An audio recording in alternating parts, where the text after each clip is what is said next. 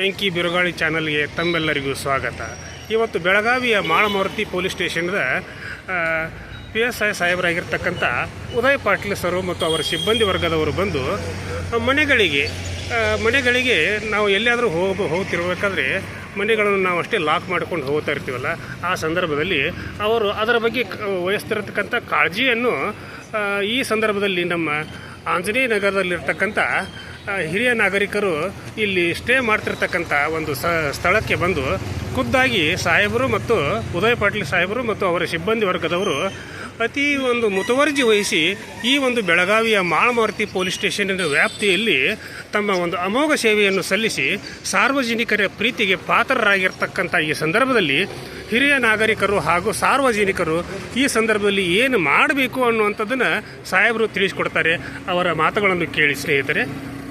ಸಾಹೇಬರು, ನಾವು PSI ಮಾಳಮಾರುತಿ ಉದಯ್ ಪಾಟೀಲ್ ಅಂತೇಳಿ ಈ ಹಿರಿಯ ನಾಗರಿಕ ನಮ್ಮ ಎಲ್ಲ ಇದರಲ್ಲಿ ಅದರ ಮಾಳಮಾರುತಿ ಸ್ಟೇಷನ್ದಲ್ಲಿ ಇರೋಂಥ ಹಿರಿಯ ನಾಗರಿಕರ ಸಲುವಾಗಿ ನಾವು ಎಲ್ಲೇ ನಮ್ಮ ಭಾಗದಲ್ಲಿ ಎಲ್ಲ ಕಡೆ ಹೋದಲ್ಲಿ ಒಂದೊಂದು ಹಿರಿಯ ನಾಗರಿಕರ ಸಭೆ ಮಾಡಿ ಅವರಿಗೆ ಹಿರಿಯ ನಾಗರಿಕರಿಗೆ ಯಾರೇ ಅವ್ರ ಮನೆಯಲ್ಲಿ ಹುಡುಗರದು ಎಲ್ಲ ಹೊರಗಡೆ ನೌಕರಿಗದು ಇದ್ದಾಗ ಇವರ ತಂದೆ ತಾಯಿ ಅಷ್ಟೇ ಮನೆಯಲ್ಲಿ ಇರುವಾಗ ಅವರು ಅಚಾನಕ್ ಊರಿಗೆ ಹೋಗೋದು ಎಲ್ಲೇ ಹೋಗೋದು ಬಂದಂದರೆ ಆವಾಗ ಆ ಸಂದರ್ಭದಲ್ಲಿ ಲಾಕ್ ಹೌಸ್ ಸಿಸ್ಟಮ್ ಅಂತ ಒಂದು ಸಿಸ್ಟಮನ್ನು ನಮ್ಮ ಕಮಿಷನರ್ ವತಿಯಿಂದ ಮಾಡಿದ್ದೇವೆ.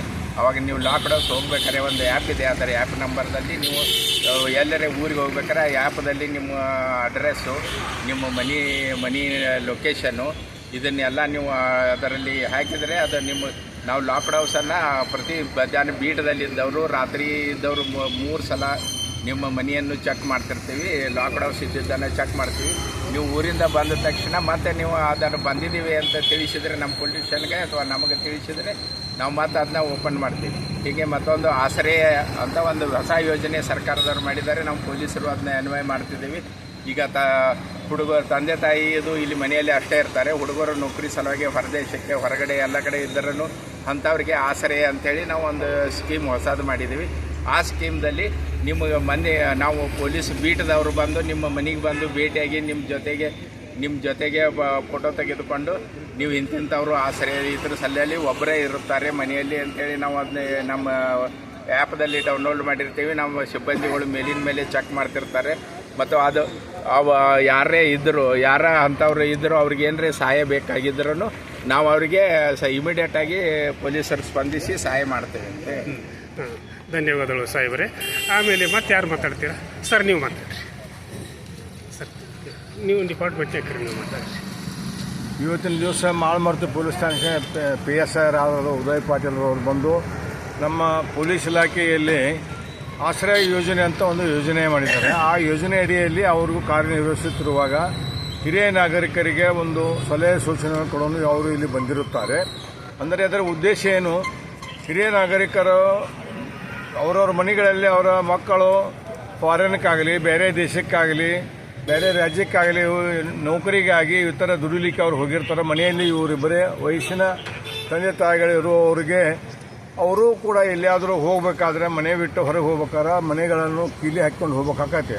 ಆ ಸಂದರ್ಭದಲ್ಲಿ ಅವರು ನಮ್ಮ ಈ ಸಾರ್ವಜನಿಕರಿಗೆ ಸಹಾಯ ಮಾಡುವ ಉದ್ದೇಶದಿಂದ ಈ ಆಶ್ರಯ ಅನ್ನೋ ಯೋಜನೆ ಅಡಿಯಲ್ಲಿ ಮನೆಯನ್ನು ಕೀಲಿ ಹಾಕೋಬೇಕಾದ್ರೆ ಲಾಕ್ಡ್ ಹೌಸ್ ಅಂತ ನಾವು ಆ ಒಂದು ಆ್ಯಪ್ನಲ್ಲಿ ಪೊಲೀಸ್ ಸ್ಟೇಷನ್ಗೆ ಆ ನಂಬರ್ಗೆ ನಾವು ಬಿಟ್ಟು ಹೋದರೆ ಅವರು ನಮ್ಮ ಮನೆಯ ಗಳಿಗೆ ಪೊಲೀಸರ ಸಿಬ್ಬಂದಿಯನ್ನು ಒಂದು ದಿವಸಕ್ಕೆ 3 ಸಲ, ರಾತ್ರಿ 3 ಸಲ, ಹಗಲಿ 1-2 ಸಲ ಮನೆಗೆ ಕಳುಹಿಸಿ ನಮ್ಮ ಮನೆಗಳನ್ನು ಕಾವಲೆ ಇಡುವಂಥ ಕೆಲಸವನ್ನು, ಕಾಳಜಿ ವಹಿಸುವಂಥ ಕೆಲಸವನ್ನು ಮಾಡುವ ಯೋಜನೆಯನ್ನು ಸರ್ಕಾರ ಯೋಚಿಸಿಕೊಟ್ಟದ್ದನ್ನು ಅದನ್ನು ಕಾರ್ಯರೂಪಕ್ಕೆ ತರೋಕ್ಕಾಗಿ ಇವತ್ತು ಅವರು ಉದಯ್ ಪಾಟೀಲ್ ಅವರು ಬಂದು ನಮ್ಮೆಲ್ಲ ಹಿರಿಯ ನಾಗರಿಕರಲ್ಲಿ ಸೇರಿಸಿ ನಮಗೆ ತಿಳಿ ಹೇಳಿದ್ದಾರೆ. ಆ ಪ್ರಕಾರ ನಾವು ಕೂಡ ಇನ್ನು ಮುಂದೆ ನಾವು ಮನೆಗಳನ್ನು ಬಿಟ್ಟು ಹೋಗ್ಬೇಕಾದ್ರೆ ಅವರ ಸೂಚನೆ ಪ್ರಕಾರ ತಿಳಿಸಿ ನಾವು ಬರೀ ಪೊಲೀಸರ ಮೇಲೆ ಮನೆ ಕೊಳವಾತು ಅನ್ನೋ ಬದಲು ಕೂಡ ನಾವು ಅದರ ಬಗ್ಗೆ ಕಾಳಜಿ ವಹಿಸಿ ಅವರು ಆ ಯೋಜನೆಯನ್ನು ಕಾರ್ಯರೂಪಕ್ಕೆ ತರೋ ಸಲುವಾಗಿ ನಮಗೆ ತಿಳುವಳಿಕೆ ಹೇಳಿದ್ದಾರೆ. ಅಂದರೆ ಅದನ್ನು ನಾವು ಪಾಲಿಸಿ ಮನೆಗಳನ್ನು ನಾವು ಕೀಲಿ ಹಾಕ್ಕೊಂಡು ಹೋಗ್ಬೇಕಾದ್ರೆ ಆ ಆ್ಯಪ್ನಲ್ಲಿ ಪೊಲೀಸ್ ಸ್ಟೇಷನ್ಗೆ ನಾವು ತಿಳಿಸಿ ಹೋದರೆ ಅವರು ಅದರ ಸುರಕ್ಷತೆ ಬಗ್ಗೆ ಕಾಳಜಿ ವಹಿಸುತ್ತಾರೆ. ಅದಕ್ಕಾಗಿ ಈ ಯೋಜನೆಯನ್ನು ನಮ್ಮೆಲ್ಲರ ಹಿರಿಯ ನಾಗರಿಕರಿಗೆ ತಿಳಿಸಿದ್ದಕ್ಕೆ ಅವರಿಗೆ ಧನ್ಯವಾದಗಳನ್ನು ಅರ್ಪಿಸುತ್ತೇನೆ. ಪೊಲೀಸ್ ಇಲಾಖೆಗೆ ಧನ್ಯವಾದಗಳು ಸರ್.